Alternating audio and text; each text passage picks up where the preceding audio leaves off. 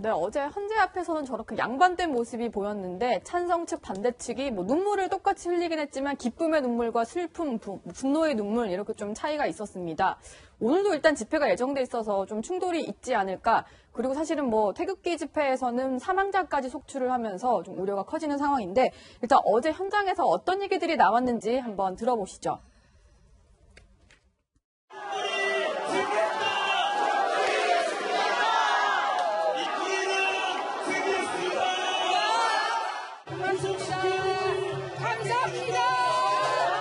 이 국민주권주의와 법치주의를 확인한 판결이다 이렇게 생각을 하고 있습니다.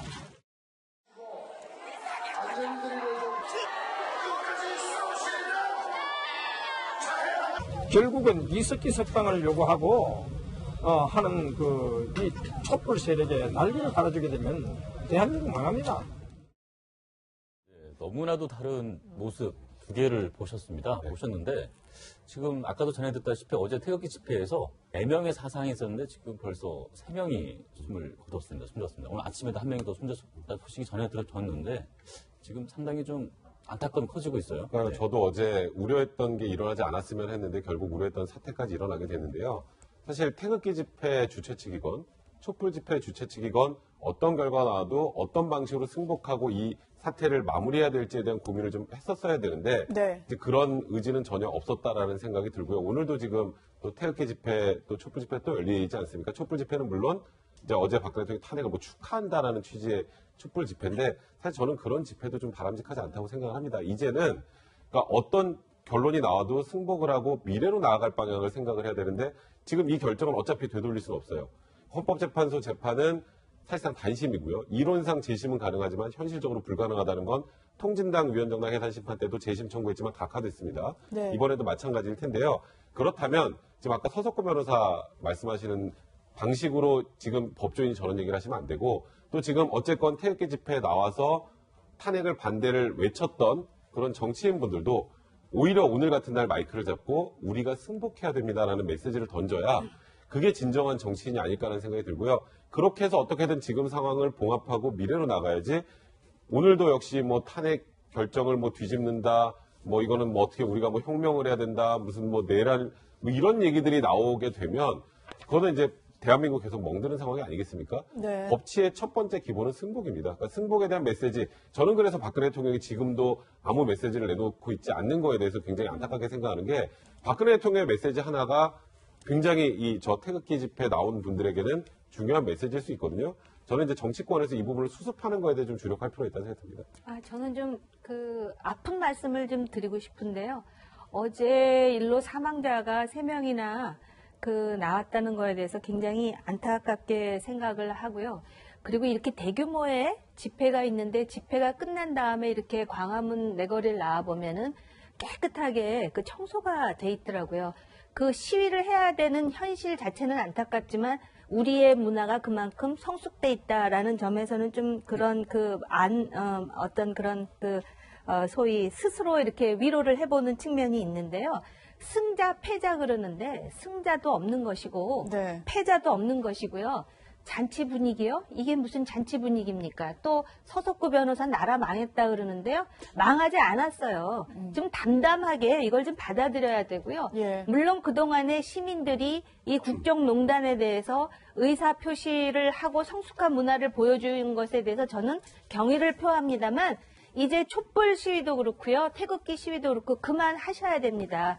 대한민국 대의민주주의입니다. 그리고 결국 헌법재판소에 의해서 결론이 내려졌다라는 거는 결국은 시스템에 의해서 나라가 가동되는 성숙한 모습을 보여줬다라는 것을 평가를 해야 된다라는 점에서 그만두셔야 되고요. 시위들. 대통령께서 이제 오늘 내일로 나오셔서 마음 아프시겠지만 본인이 그렇게 말씀하셨습니다. 헌법재판소 의견서에 결과가 어떻게 되든 갈라진 민심을 다시 봉합하고 아우르는데 대통령으로서 이제 전직 대통령이시지만 역할을 하시겠다 그랬는데 저는 아직도 그 부분에 대해서 기대를 가지고 있습니다. 네. 어제 태극기 집회 현장에서 숨졌던 한 명은 이제 경찰차를 탈취해서 운전을 하다가 차벽을 들이받고 이런 과정에서 스피커가 떨어진 데 맞아서 숨진 것으로 이렇게 경찰 조사 결과 밝혀졌는데 일단 용의자는 검거가 된 그런 상황입니다. 한 가지 우려되는 것들은 태극기 집회 참가자들이 그동안 그동안 다양한 좀 얘기를 꺼내면서 좀 섬뜩한 발언들을 많이 했어요. 그래서 만약에 혹시 자기 스스로를 좀 해하는 행동을 한다거나 아니면 과격한 행동을 보일까 이런 우려들이 나오는데 뭐 저런 식으로 죽창이 등장하면서 뭐 피해 항전이 전개될 것이다 이런 얘기를 하고 대통령을 위해서 나는 뭐 살 만큼 살았다 뭐 이런 얘기를 하시는 분들까지 있더라고요. 그러니까 저게 지금 말로만 그치면 참 좋겠지만 실제로 행동을 할까봐 좀 오늘은 우려가 되는 그런 상황인 것 같아요. 자, 어저께 가장 좀 우려된 사태가 물론 저런 또 이 사망하신 분들도 있지만 일단 취재 기자들에 대한 폭행이 어떻게 굉장히 심각했습니다. 카메라 네. 기자들과 방송 카메라를 든 기자들에 대한 그 린치, 진짜 뭐 거의 백색 테러와 다름없이 기자들만 바로 보이면 그냥 달려들어서 무차별 폭행을 하는 가운데 더 우려되는 건 기자도 아닌데 단지 지나는 청년이었다는 이유로 2명이 집단 폭행을 당했어요. 그 뭐가 우려되냐면 바로 오늘의 사태입니다. 그러니까 오늘 이 촛불 집회가 마무리 집회를 한다고 하면서 굉장히 또 축제 분위기예요. 아까 정 의원께서 말씀하셨듯이 이게 지금 샴페인 터트릴 일인가에 대해서 통렬히 말씀하셨는데 그 분위기가 만약에 오늘 계속되고 2시에 태극기 집회가 어저께와 같이 젊은 사람들만 보면 폭행을 가하는 듯한 그런 어떤 분위기가 이어진다면 우리가 지금까지 쌓아왔던 아무리 그 양극단이지만 폭력이 없는 그런 이 집회를 이어왔던 것이 오늘 드디어 마침내 깨지는 게 아니냐 큰 우려를 낳게 하고 있거든요. 네. 그렇기 때문에 그야말로 촛불 집회는 사실은 남을 배려해야 됩니다. 도덕적 우위에 있다면 그 지금 20%의 마음을 헤아려서 축제 분위기를 저는 자제해야 된다고 보고요. 태극기 집회는 제발 이성을 찾아야 됩니다. 그들이 그렇게 얘기했던 보수적 가치는 헌정 질서를 유지하고 법치 국가를 만드는 일입니다. 근데 그들이 지금 하는 행위는 법치 국가를 무너뜨리고 헌정 질서를 완전히 파괴하려는 행위거든요. 네. 그렇기 때문에 지금 오늘 야만의 시대로 되돌아가느냐 이성의 시대를 회복하느냐의 갈림길이 오늘일 것 같습니다. 그래서 네. 그거와 관련해서 10초만 말씀을 드리면 집회는 끝내야 되지만 집회의 자유는 국민에게 있기 때문에 누구도 그걸 막을 수는 없어요. 네. 그런데 지금 저 폭력 시위 있지 않습니까? 저렇게 폭력으로 점철되는 것에 대해서 대통령 권한 대행은 명확한 공권력을 행사할 의지와 그 실제적인 모습을 보여야 됩니다. 대한민국 법치국가입니다. 그리고 그런 모습은요, 오히려 자기네들이 안타깝게 생각하는 지금 전직 박근혜 대통령께도 굉장히 누가 되는 행동이 될 수가 있습니다. 네. 네, 어차피 이 사안에 대해서는 박근혜 전 대통령이 풀어야 되는, 결자 해지해야 되는 부분이 분명히 있습니다. 그리고 박근혜 전 대통령 2004년 노무현 전 대통령 탄핵 당시 그 헌재 결과에 대해서 그때는 본인이 주도는 했지만 결과에 대해서는 승복을 했었습니다. 그때의 발언 들어보시겠습니다. 헌재의 결정을 존중하지 않는 것은 곧 헌법을 존중하지 않는 것으로 이것은 헌법에 대한 도전이자 체제에 대한 부정입니다. 잘못은 누구나 할 수 있습니다. 그러나 잘못을 확인했을 때는 고칠 줄 알아야 합니다. 계속 잘못을 반복해서 완전한 파탄으로 갈 것인가, 잘못을 인정하고 나라를 살리는 길로 갈 것인가 결단을 내려야 합니다. 네, 2004년 당시에는 헌재 결정에 대해서 본인 스스로도 결과를 떠나서 승복하겠다라고 얘기를 했습니다. 이번에도 더 이상 이 사태가 커지기 전에 본인이 또 승복한다는 말씀을 좀 해줬으면 좋겠다는 얘기 계속 드리고 있습니다. 그러니까 박근혜 대통령 전 대통령이 지금까지 과정을 쭉 보면 본인에게 불리한 건 받아들이지 못하시는 것 같아요. 그러니까 본인에게 유리한 결정이 나오는 거는 어떻게든 다 수용을 하는데, 그러니까 이번에도 뭐 최초에 검찰 수사도 이거는 정치적으로 편향된 수사니까 못 받아들이겠다고 유영하 변호사를 통해서 입장을 낸 거고, 네. 특검도 어찌 보면 뭐 정치적으로 편향돼 있다는 얘기가 대리인단 통해서 계속 나왔고요. 이번에는 헌재 결과 같은 경우에도 뭐 사실 기각을 거의 확신하고 계셨으니까 저런 메시지를 그 최종 변론의 그 서면으로 제출한 건데, 그러니까 법치주의라는 건 유리하고 불리한 걸 떠나서, 본인에게 유리하고 불리한 걸 떠나서 법으로 결정이 난 거에 대해서 승복하는, 그게 이제 사실 법치주의 완성이지 않습니까? 근데 박근혜 대통령이 과거에 노무현 대통령 탄핵 당시에 했던 얘기도 있고, 그리고 통진당 해상 과정에서도 박근혜 대통령이 했던 얘기가 있습니다.